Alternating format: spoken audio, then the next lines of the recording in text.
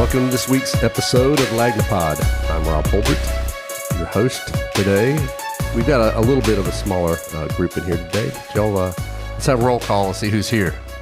If anybody's paying attention, Ashley's busy Scott playing Johnson. on her phone. Brady Petrie. Ashley Trice. Thank you for joining us. Well, there was breaking news on my phone about Gio Lopez. Sure. I guess it wasn't Anyway, so breaking. and Tommy already here. knew it. Tommy Okay. Hicks is here too, yes. Anyway, I'm glad we could start the podcast with that.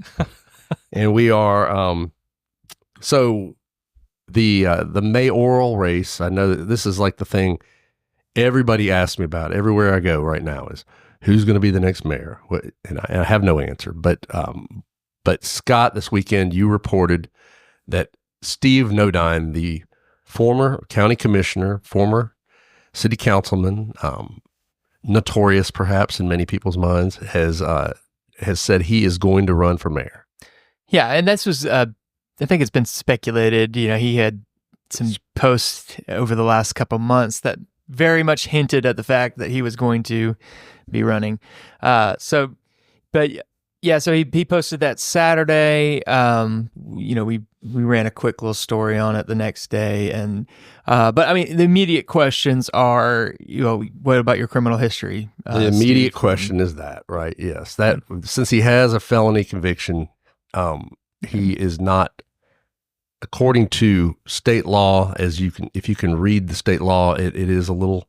The law is a little weird, and then mentions idiots and insane people. It does mention idiots and insane people not being able to hold office. That was my favorite part of that law right there. It It's is, like, yeah. oh, yeah. Yeah, no idiots or insane people. I'm pretty sure we're- that we've got several. I mean, that the halls in Montgomery might be empty. I don't know. Didn't they rewrite the Constitution to get all that out? I think that's one of the things Chris Pringle's been trying to do over the years is kind of get rid of that kind of stupid stuff. But anyway, it's yeah. So anyway, so if you read the law, there was also in 2020, there was a ruling from an opinion from the Attorney General saying that people who have felonies cannot hold office. Yeah. So, And what his is issues, his answer? Has he given you an answer? Well, he's got two issues. He either can have if he gets his rights restored by the Pardons and Parole Board, well, then he can qualify. So he's got till June 24th, basically. That's for voting rights. Yeah, that's for voting rights, which would allow him to qualify and then actually appear on the ballot. But if he can do that, but not deal with his conviction, which he would require a pardon of some sort from the governor or president, he could appear on the ballot. He could win the election, but he couldn't actually take office if he's not pardoned. So he's got to have this kind of divine intervention, providential timing here. and y'all remind everyone what he has a conviction for. You can move your microphone. over, Yeah, Rick. so Rob is probably a lot more well-versed in the actual details. He sat through this trial. So did Ashley. Ashley did as sorry, well. I didn't know you were there. Very cool. And so, yeah, he was accused, he faced allegations that he murdered his mistress, Angela Downs. Angel Downs. Angel, thank you. Yes. Angel Downs in 2010.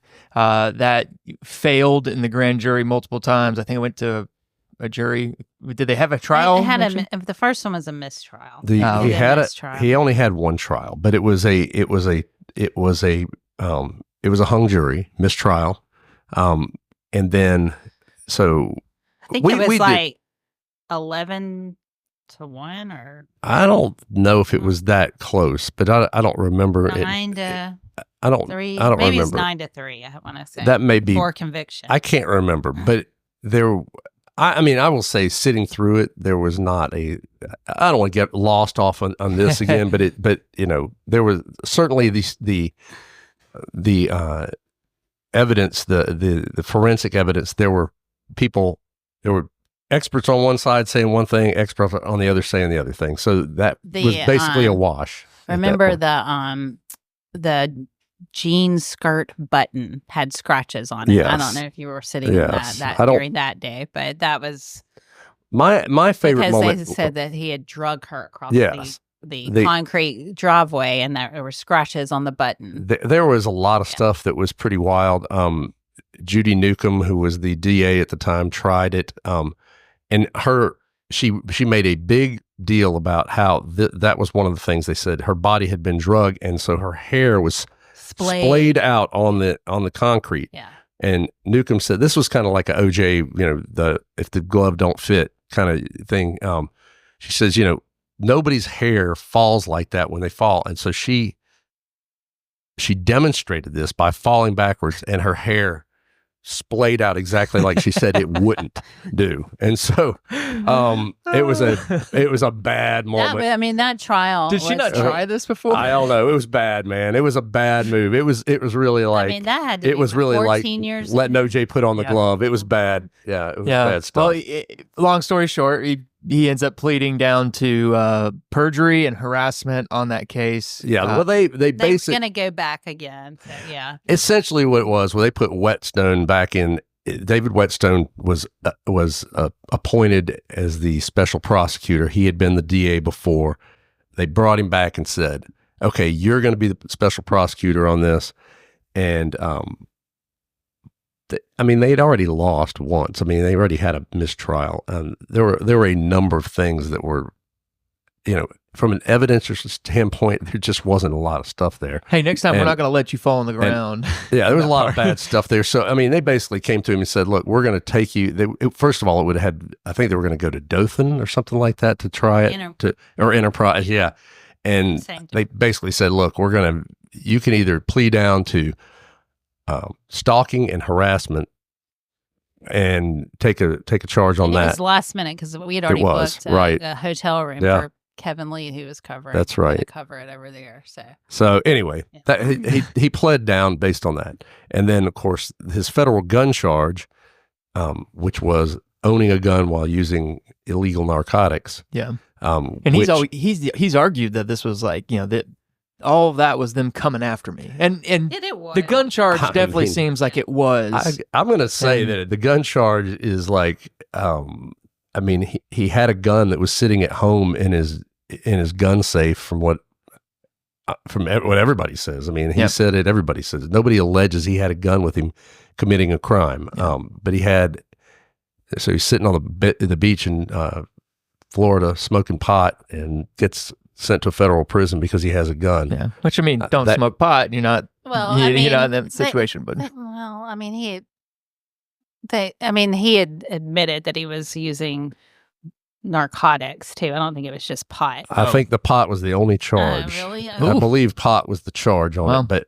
But regardless, it's still like there's a lot of people who engage in that and own guns. I don't know. Yeah, but it seems like a long shot because he's got to get all that. He's got to get all of this dealt with before June, and But however, I will note maybe it's not so unprecedented. He wants to. Last month, Donald Trump, unprecedented, right? 34 felony charges, was just reelected for his second term in office. I think Nodine has gone to Facebook bringing that up and posting about how, if it's for mayor, if a president can be a felon, why not a mayor? And then, so there's that. I don't know how that helps him. I don't know if he's going to go to the legislature and be like, "Hey, what do we do?" He told me basically. He texted me this morning about it, and I asked him, "Hey, what is your plan?" He thinks he's going to be pardoned. Mm-hmm. And I brought up the federal gun charge because it is very, very similar to the charge that Hunter Biden was pardoned for by his father. I think this is the most interesting part. Who then trashed the law. Which, it's a very rarely used law, and it has typically been used to get big time drug dealers, things like that. It's kind of like the sending Al Capone to jail for tax evasion sort of thing. Get him on something. And so he thinks, Nodine, I think, believes that there's an in that regard because Biden pardoned his own son for more or less the same exact thing. Same charges. And also in doing so said this law is no good, et cetera. And so, he thinks there's an opportunity there for that. He said basically it was like when this charge has no aggravating factors of crime. Right. And that's was his son's case, and that's Nodine's case. Yeah. And so it's, it brings up this big question. Well, look, if you're going to pardon him for this why don't you pardon Nodine? And So maybe the stars have already aligned for Nodine already. I don't know. Yes, with that said, maybe he legally will get on the ballot, but then he still has to make the case to the citizens of Mobile that he is worthy of this job. Right. You know, he did make quite a mess of his political career the last time he was in office. I think that's a nice way of putting it. Yes, he did. It flamed out pretty badly at the end. I mean, I will say he had always had some personal issues going on apparently, but I mean, when he was in office, I think he did a fairly good job in office. The other political stuff was a problem. Yeah. I mean, certainly when he was on the county commission, there was a time there that he was, I mean, compared to Mike Dean, I would say that, it's definitely one of the better than that. We had some issues on there. He's got a "Make Mobile Great Again" slogan. Right. I don't know if we've talked about this before, but it almost seems like it's kind of reeling off of his grievances with Baldwin County. Yes, I think there's definitely a lot of that. So and there's definitely a lot of anti-Baldwin County in his message. Also this week, you're writing about Connie Hudson, the current county commissioner who took Nodine's spot back in the day. Interestingly enough, yeah. And she has changed she's taken the money she had on hand, her money from re-election, which she just was re-elected to county commission, and she has put it in a new campaign fund. Yeah, she did that. Actually, we didn't find out. She did it Friday, so last Friday. Didn't find out about it till Monday morning, but recorded on the Alabama Secretary of State's office for the campaign finances, and she's dissolved her county commission campaign. Right.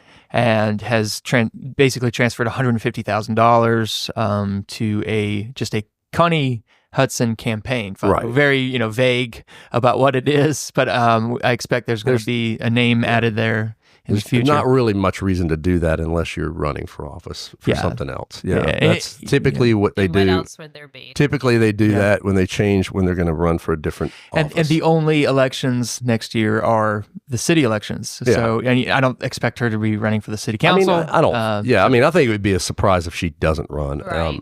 So you've got two. I don't. Which would lead me to believe that puts Gina Gregory out, that she won't run against Connie. I've heard that she's not running, and people have said that she says, no way, not doing it. Gina's not running. I don't know if you're going to have anybody. I don't know if anybody from city council is going to run. It doesn't seem that way. So, I think most of them feel like Joel Daves is out. He's leaving. He said he's absolutely not going to run. William Carroll is the only one who might, but he's not making a lot of noise. At this point, though, I think the big thing, Nodine, whether this is as I said, maybe it's a meme campain. I don't know. I think it's a good word for it now. Whether it's real or not, whether it is just an opportunity for him to relitigate all of the things that happened in his prosecution, and wrongs that he believes occurred, whether those are the things or he's seriously trying to run. Regardless of that, he got out front. And that's sort of the first thing here is who's going to jump first, who's going to do it. I think, if you're going to have a large field, people are going to try to get in early. My guess is you're going to see people, once the beginning of the new year starts, you're going to see the field fill up fairly quickly. Yeah, it's been 70 days since Sandy announced that he wasn't going to seek re-election. That's a long time. I think people were thinking that we were going to have several, probably a full field before New Year's. And I don't think anyone expected Sandy not to run again, so it's sort of caught everyone. And there's also some kind of fundraising time limit, and I can't remember. It's within the I don't know if it's within the calendar year or if it's within the fiscal year that the election occurs, but there is some time that you can start raising money for that election. So that may be some part of it, but there's the longer, I think, if you don't, whatever big dogs there are that are going to be in this race, if there are, the longer those stay out, I think the more it will encourage people who are longer shots to go ahead and throw their hats in the ring. So, I think it's going to be a fairly large group of people running, though. It seems like it. certainly a lot of noise about it. Yeah, and did we talk about the survey last week? We talked about it a little bit. Oh, yeah. It's, you know, I think we talked about the survey. Yeah. Yeah, it's definitely interesting just to see that come out. I mean, right ahead of all this happening over the weekend. So it's, you know, there's lots of names getting floated around. There's movement being made. I don't know who paid for that survey, but, you know, it definitely seemed like it was Connie called it a push poll. Well, if you end up with Paul Prine in the race, he keeps claiming he's going to run. You end up with Steve Nodine in the race. You're definitely going to have some really interesting things happening just from those two. Not to mention, any of the others who may join. I think it's going to be. It would just go on brand with all the anti-establishment, popular people right now. You got Trump's whole cabinet filled with all these people that are kind of just positioned to burn it down. Yeah, I'm not in the position now to say nothing will ever not happen. I don't know. All the paradigms that we had before, I think, are kind of thrown out the window lately. So people are willing to vote for just about anything, or overlook things that they normally wouldn't have overlooked. I'll say it that way. Anyway, we're going to take a quick break. We're going to come back and talk with Tommy Hicks about some football. We're getting really down to the nitty gritty here. Down in our Alabama town, on the beat for just $6.50. It's all the news, keeping local folks in the loop. Oh, Lagnia daily, every single morning, catching up on stories while the coffee's pouring. The local troops on every page, news for the folks of every age. It's just $6.50 a month for Mobile's daily news, Lagniappe Daily. Get signed up now at lagniappemobile.com and help keep Mobile funky. Whoa, down in our Alabama town, Lagniappe Daily is on the beat. For just $6.50, it's all the news, keeping local folks in the loop. Oh, Lagniappe Daily, every single morning, catching up on stories while the coffee's pouring. The local troops on every page, news for the folks of every age. And we are back with Tommy Hicks, sporting a very lovely blue, like a baby blue type of cover up. I just like to give people color on him. It is a nice color on it. Really it goes with your eyes. out. It does. It brings out your eyes. You look good. And I just like to give people a little visual at home. A little mental candy there. So we are in the The phones are lighting up right now. The throws. Yeah, people are getting excited. I mean, I don't know. We're at the end of football season. We're getting to the end of football season. We had the high school football championships this weekend. We did. And there was a big upset. I don't know if it was that big. Well, but it was certainly upset the people of Saraland. How's that? Yeah. Yeah, Saraland went to its third straight state championship game and came away as the runner-up for the second straight year after winning in 22. Yeah. Faced Parker. Parker was a really good team. They had 6 guys on that team that signed Division I scholarships like 2 days before the game. Yeah, so you got 6 Division I guys that are going to be playing on Saturdays. And they weren't small Division I's. Yeah, I mean, one guy's going to Oregon. Yeah. Some of these guys may be playing on Sundays then. They could be playing on Sundays. Yeah. They had a couple of defensive backs that were really good, who also ended up scoring touchdowns against Saraland. That's bad when that happens. Using them on offense, Yes. they were pretty good. When that kind of And thing their happens to you, defensive bad tackles for your really team. Yeah. Well, so, I mean, I think down here people thought, Saraland's going to win this thing. But they, once again, though, 3 years in a row, it's pretty impressive. Pretty impressive. I mean, when your starting quarterback is what? I think 51-3 Yeah. for his. That's impressive. That's not bad.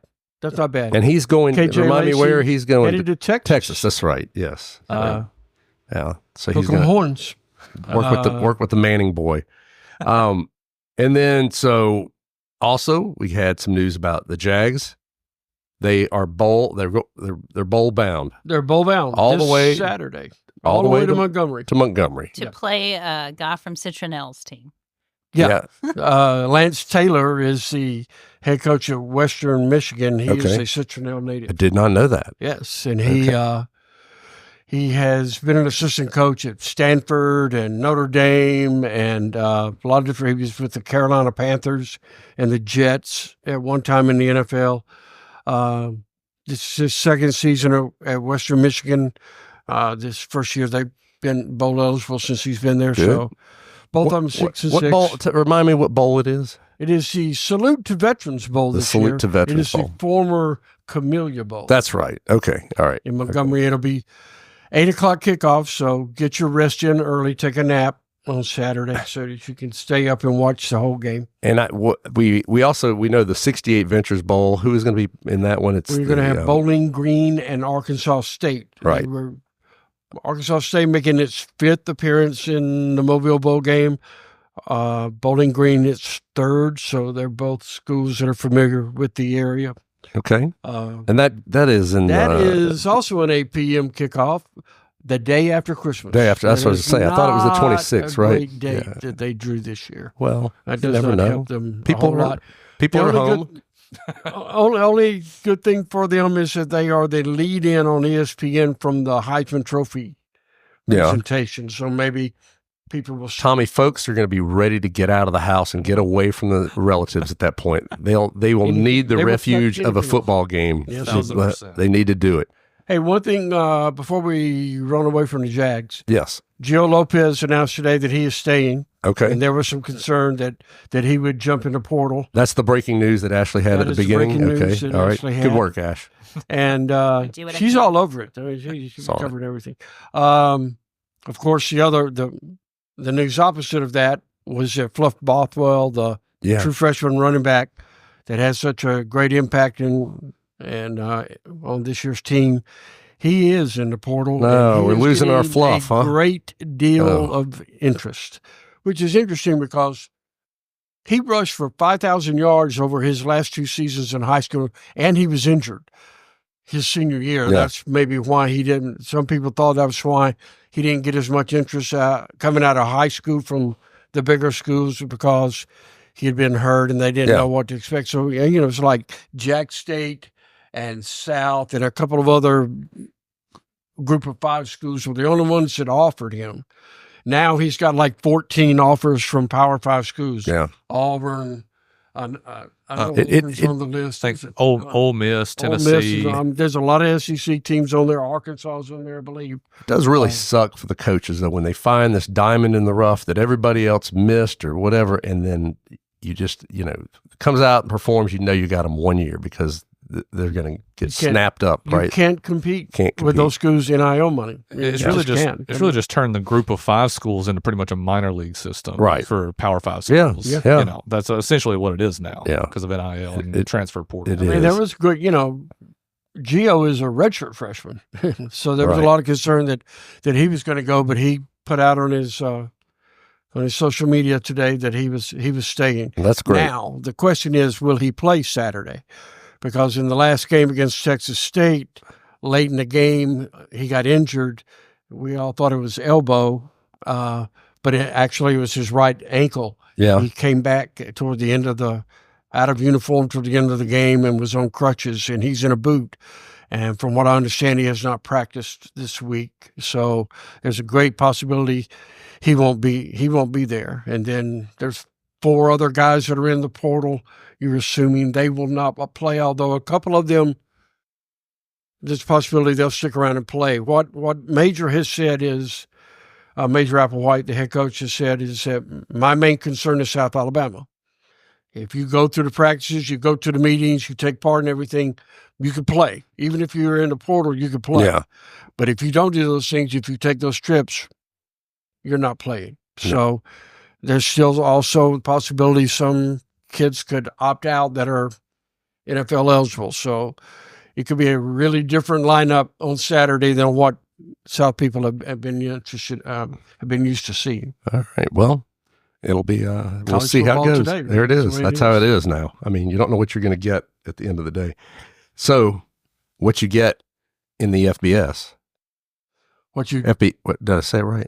CFP. CFP. College football. Well, I blew that completely. It used to be the FBS. Yeah, I don't know. I don't know what I did. That was just, So many I acronyms just went in back in sports, time. it's Yeah. Anyway, so So yeah, the college football playoffs that we finally got the final 12 nailed down, and Bama got knocked out there at the last minute. Yep, they were the first team out, as they say.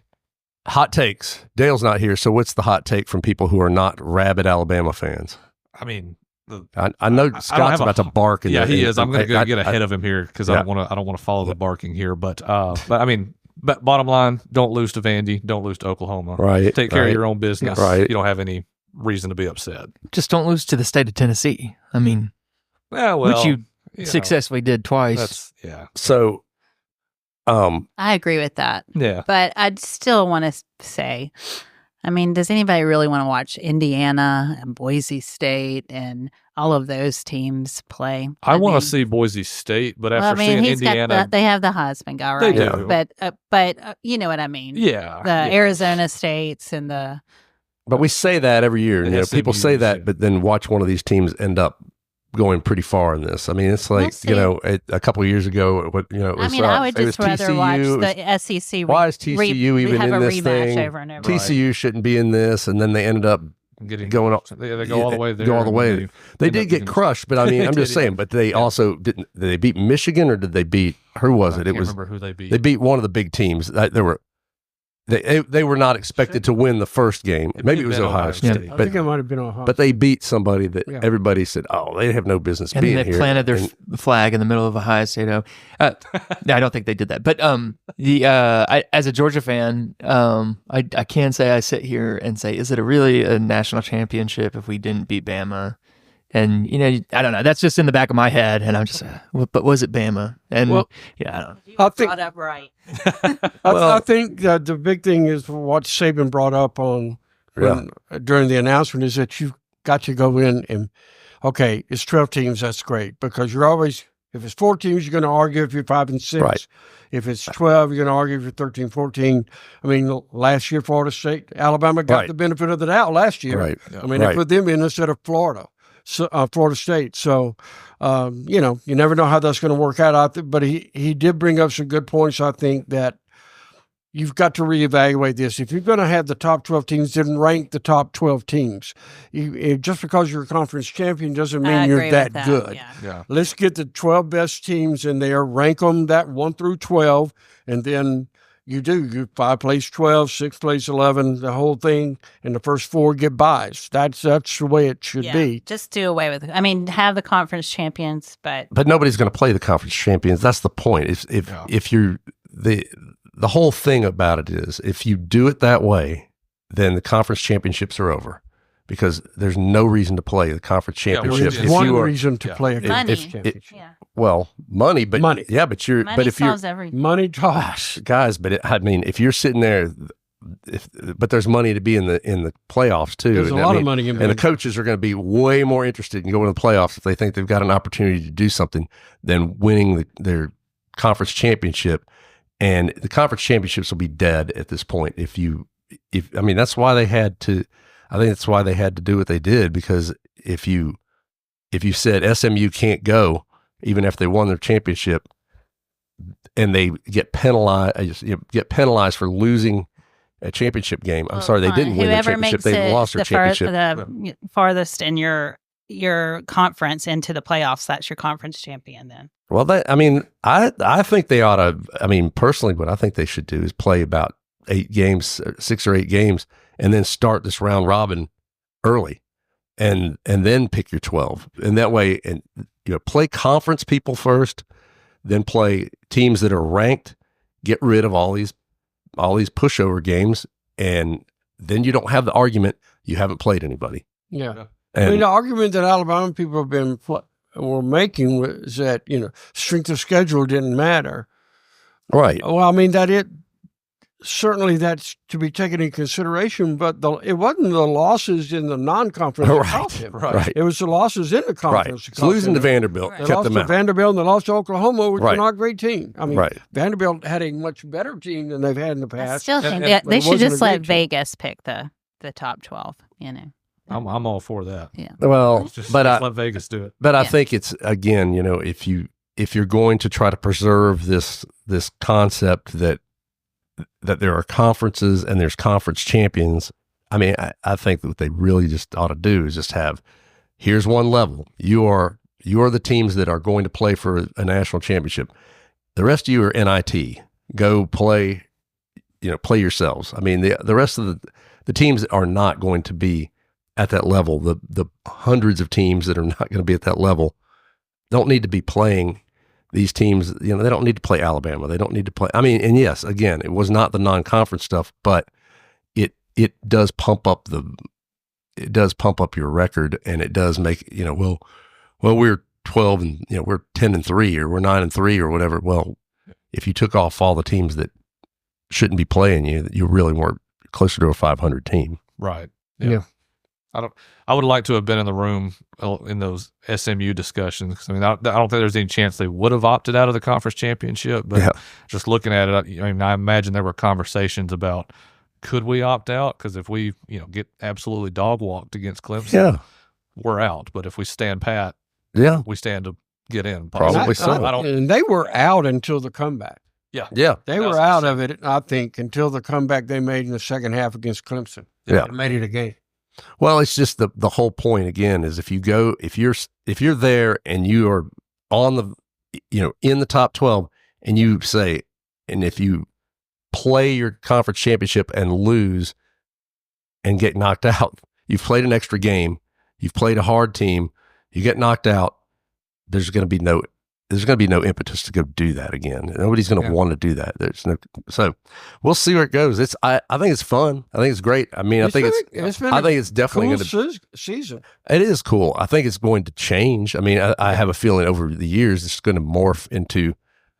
I mean, I think it's just going to end up being more like the Final Four. I mean, I think you're just going to have a lot more teams. The impact of all the other stuff, the conference realignment, transfer portal, NIL, all of that's going to have an effect on how things play out in the years to come. Yeah.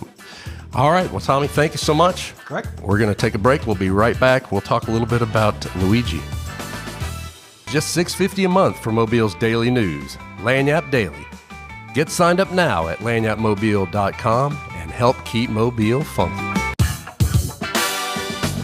And we are back. So, Ashley, you've been particularly interested in this whole shooting of the CEO, the healthcare CEO, and the murder of the CEO since the inception, since it first happened. Not really the shooting of the CEO, but just the response on social media has been just absolutely fascinating. Because what fascinates you about it? Well, it's just that everyone is seemingly unapologetically that people don't care. Jubilant. Yes, people not only do they not care, they seem excited about it. Yeah, and just it's. I mean, and I say this in my column I read about this week, but I don't think it's really against this individual. It's against the industry. But I mean, it's just. I mean, if you have gone down the rabbit hole to see just how many memes and videos and stuff on social media calling him the Robin Hood we didn't know we needed. Yeah. This is the killer. This is the killer. Yes. The critiques of, or not critiques, but more the praises for his abs. And yes, this is Luigi Mangione. Yeah. Allegedly. Yeah. He's the guy who was arrested, who's alleged to have done this. People are calling his attorney, his court-appointed attorney in Pennsylvania, trying to pay for his defense already before he is even extradited back to New York. I mean, it's just crazyville. People are dunking on McDonald's for even giving him up. Yeah. It's just in fact, I saw one of our coworkers post something on Instagram last night. There was just saying Waffle House witness snitched. Waffle House witness snitched. Yeah. Well, you got 2 or 3 felonies behind the counter in Waffle House on any given day. That's true. The eggs just taste better with a couple felonies. That's cruel. That's cruel. It's not necessarily true. Not necessarily true. Allegedly. It's a crazy story. I mean, and this guy does seem to me like he might be insane. I mean, he definitely. I mean, it's apparently just stopped talking. He to may his have family great and abs, friends but for 6 months. he does seem crazy. I mean, but he's definitely not the typical, what you would think as an assassin like this, was the valedictorian of his elite private school, and then has two as undergrad and masters from Penn. Now they're saying now that he may have wanted to bomb New York at some point too. Gosh. Well, no, he said, I've been keeping. I was going to say, you are. You made a mistake, Rob. He thought he considered bombing. To using a bomb to kill this guy, but he did not want to kill any innocents, which of course just made all of the women on social media swoon. Oh my God. He's a murderer with a conscience. Yeah, I've heard a lot of people comparing him to the Oregon bomber? No, the Oklahoma. Unabomber. Yeah, that one. Yeah. Well, he loves the Unabomber. He does. The Unabomber, yeah, because he had a whole memoir, and I guess he has a couple books out. He did a book review. He read the Unabomber's the ramblings. Yes. I love it. He gave the book review a 4 stars. he's like, you know what? I probably could have done it better. The most fascinating thing I saw about his book reviews is that he decided to review the Unabomber's manifesto right after he rated the Lorax by Dr. Seuss. So it's like the Lorax, and then it was the Unabomber's manifesto. Did the Lorax deserve a bullet in the head too? No, he gave it a five stars, so he rated it higher than the Unabomber. So. What was it? 4 out of 5? Yes, 4 out of 5. Needs an editor. Yeah. A little too rambling. Right. Too many rhymes. Yeah. The most interesting thing to me at this point is, after anything like this happens, you got liberals and conservatives automatically trying to group this guy into one camp or the other. Yes, and always. It's just the guy doesn't fit in any good boxes. They're kind of claiming this anti-capitalist thing, but it's very interesting. He's in the computer science realm. And support seems to reach across the aisles. Because everyone hates the insurance industry. Yeah, it's and I mean, I think that's the issue. A lot of people have had. I mean, most people have had issues with health insurance in a feeling that. I mean, if you need insurance and you have it, it is a godsend when you need it. I mean, I had an accident 3 years ago that my bill was close to $500,000. Insurance paid for it. Now I had to come out of pocket.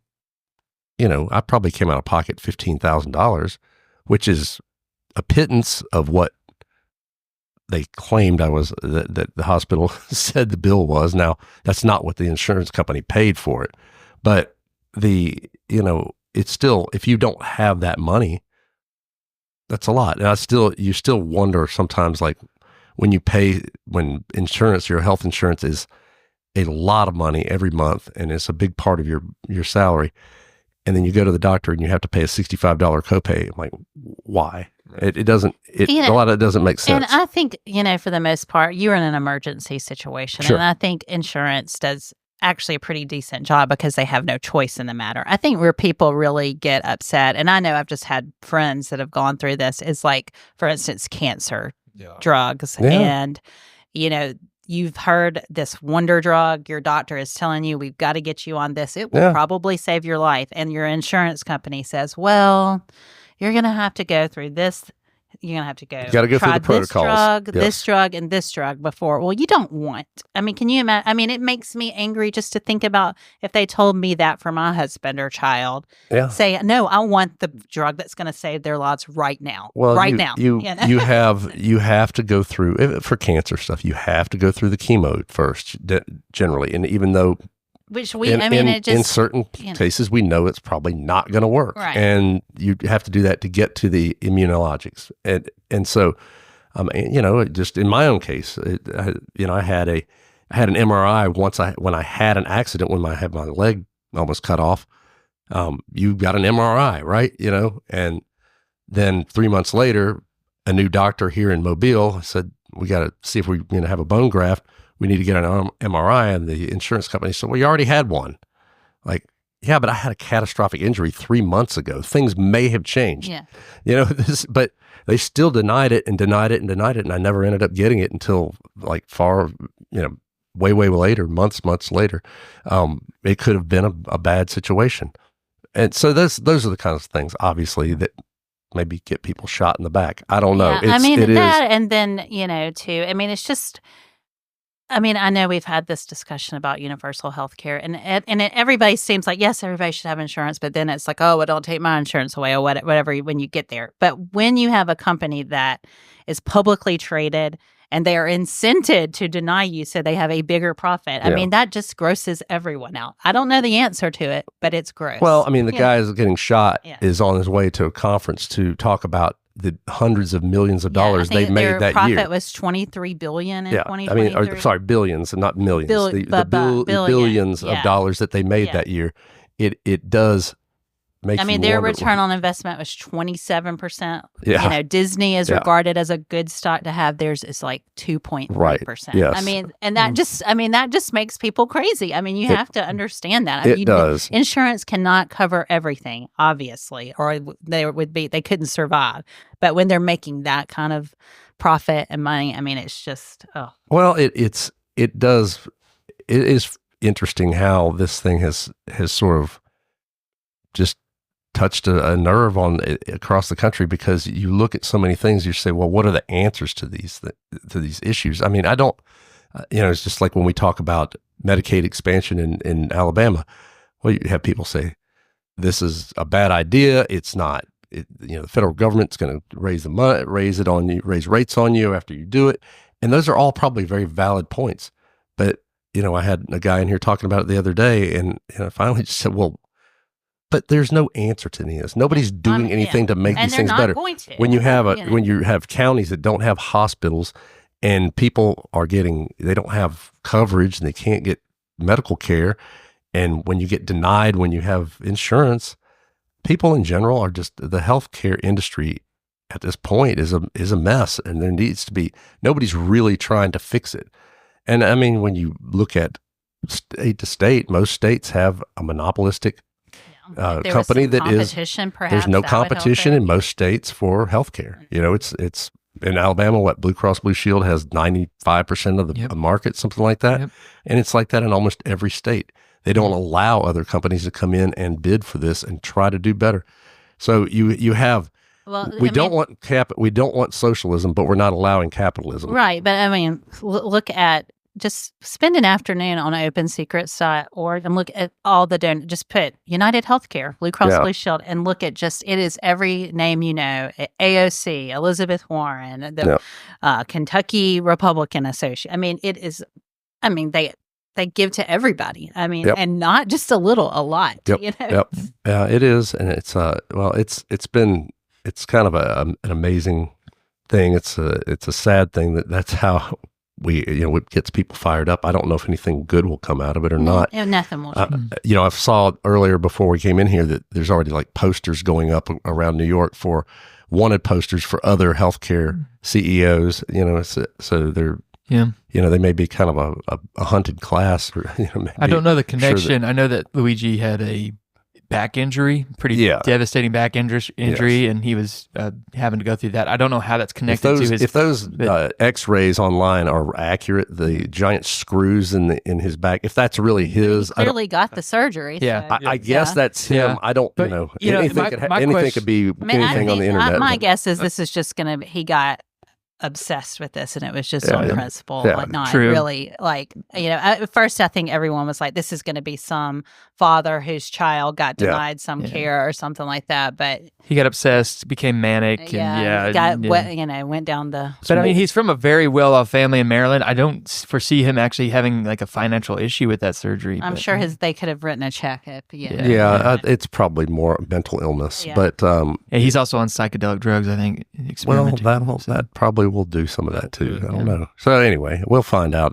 As it unfurls here, this whole thing will be interesting. But But again, I mean, obviously, and we've kind of made light of it, just like everyone else on the internet. But obviously, we're not advocating for going out and shooting healthcare. Hell no, of course not. But normal people think about it and joke about it. I'm going to kill that SOB, but they don't actually go do it. What I'm kind of scared of is, what if it works? What if his goal was to push this into the front of the conversation, to bring some kind of change, and he justified that by taking out this an attack. And if this, what I'm scared of is, I want it to change, but if this is the thing that hinges that change, then what will people be able to or willing to do or be more justified to do in the future? Yeah, I mean, I've heard people say, "I hope he gets off." I hope I'm like, this isn't the way to do things. This is not the way to do things. There are It changes. definitely is not 100%. But No. what is the way to get it? Well, it needs to be. Yeah. It needs to be changed by the people that we elect, but they are